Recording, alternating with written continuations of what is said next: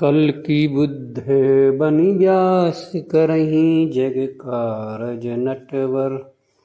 माया अपरंपार विलक्षण अति ही दुस्तर। ब्रह्म रुद्र अरुदेव दैत्य पार न पावे। वेद भेद बिनु लख नीति कह के समझावे।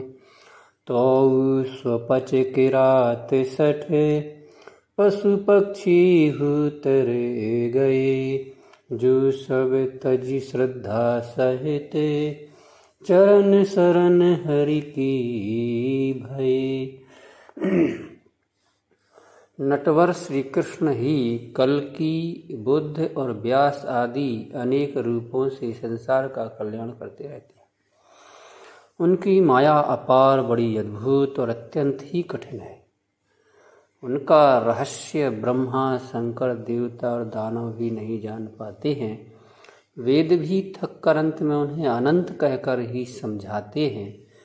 इतने पर ही सब कुछ त्याग कर श्रद्धा सहित भगवान की शरण जाने वाले चांडाल, किरात आदि यवन जाति, पापी और पशु पक्षी भी तर गए। श्री भागवत चरित प्रथमा अध्याय 12 छप्पा क्रमांक 9।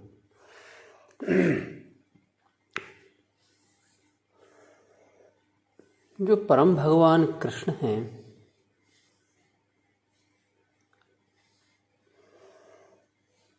वो कल्याणमय भगवान है, कृपा की मूर्ति है।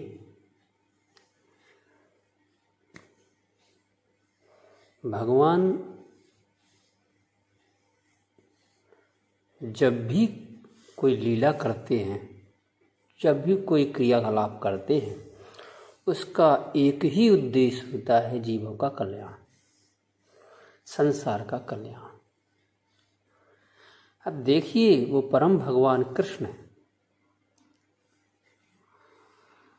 उन्होंने देखा कि संसार का कल्याण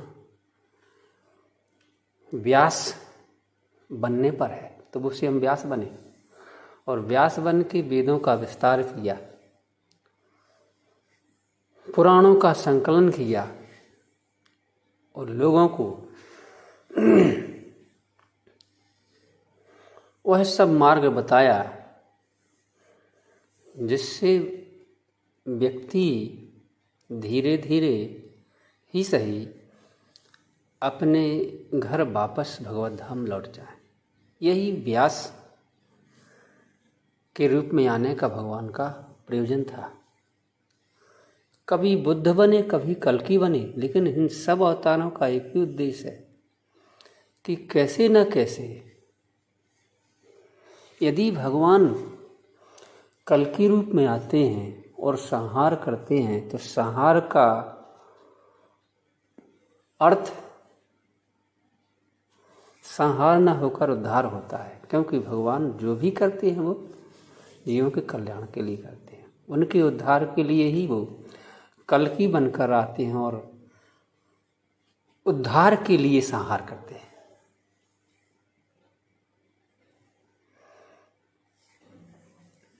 तो भगवान की जो माया है, ऐसे परम कल्याणकारी भगवान की जो माया है, वो बड़ी अपार है, बड़ी अद्भुत है और अत्यंत ही कठिन है। लेकिन माया, विद्या माया, अविद्या माया, दो माया है भगवान की। एक विद्या माया है, जो जीव विद्या माया का सहारा लेता है, उसकी राह भगवान तरफ बढ़ने में आसान हो जाती है। और जो अविद्या माया के चंगुल में आ जाते हैं, वो भगवान से दूर चले जाते हैं। भगवान की माया अत्यंत ही कठिन है। यह कहने का उद्देश्य ये नहीं है कि भगवान की माया में पड़कर जीव भगवान को भूल जाता है, ये नहीं है। वो किस प्रकार की माया का चुनाव करता है, यह जीव की स्वतंत्रता पर निर्भर है। उसको स्वतंत्र है वो जीव। यदि वो भगवान की दिशा में अपने आप को मोड़ता है, तो वो विद्या माया पूरा सहयोग जीव को का करती है। और यदि जीव भगवान से विपरीत दिशा में जाता है तो अविद्या माया उसको वैसा ही करने देती है और सहयोग देती है। तो कठिन है का मतलब ये नहीं है कि माया जो भगवान की माया है जीव को भगवान से दूर करती है, यह बिल्कुल ही सही अर्थ नहीं है। ठीक अर्थ यही है कि भगवान की माया सदैव वही करती है जो जीव चाहते हैं, लेकिन जीव का अपना चुनाव, जीव की अपनी इच्छा पर निर्भर है, उसमें माया का कोई दोष नहीं है। माया तो तैयार है, विद्या माया तैयार है जीव को भगवान तक ले जाने के लिए, लेकिन इन्हीं कारणों से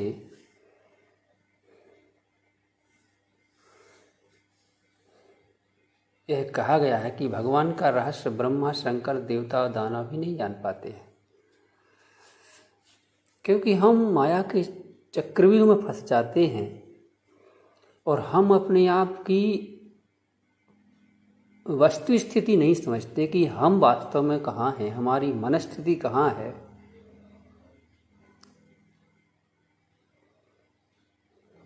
और हम भगवान से दूर होने पर माया को दोष देते हैं, लेकिन जो इस चीज़ का जो रहस्य है,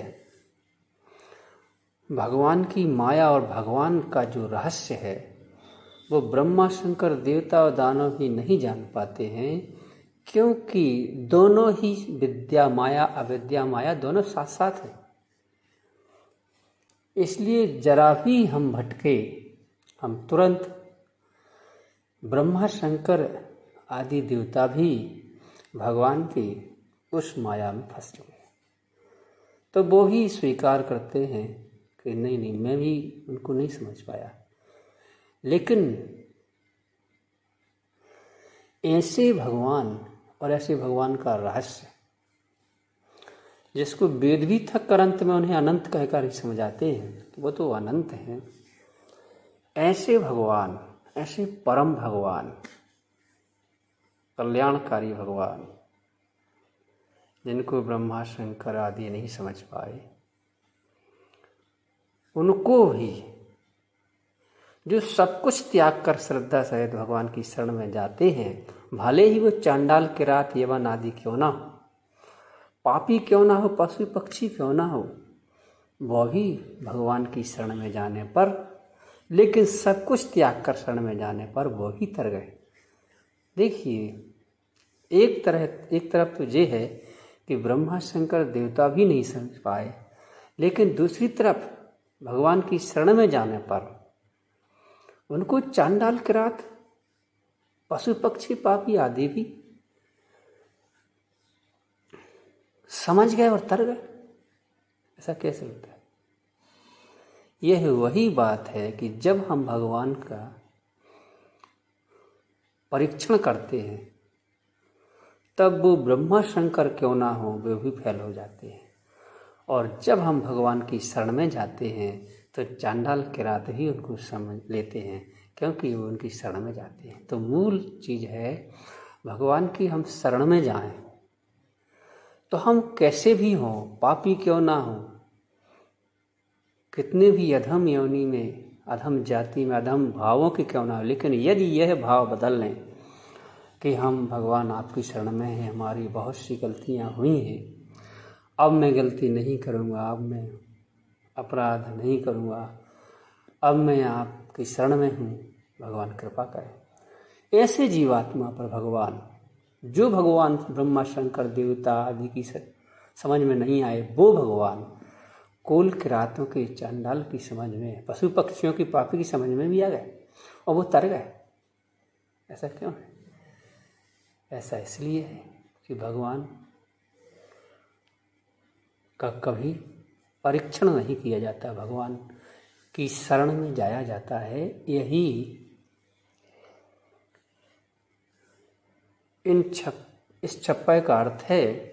और कल्याणकारी भगवान कभी किसी को निराश नहीं करते, लेकिन वो कल्याणकारी भगवान, वो परम भगवान कृष्ण केवल और केवल सब कुछ त्याग कर श्रद्धा सहित उनकी शरण जाने पर ही समझ में आते हैं और मिलते हैं। श्री राधा गिरधारी भगवान की जय, गिरिराज भगवान की जय, श्री प्रभुपाद की जय, श्री गुरु महाराज की जय।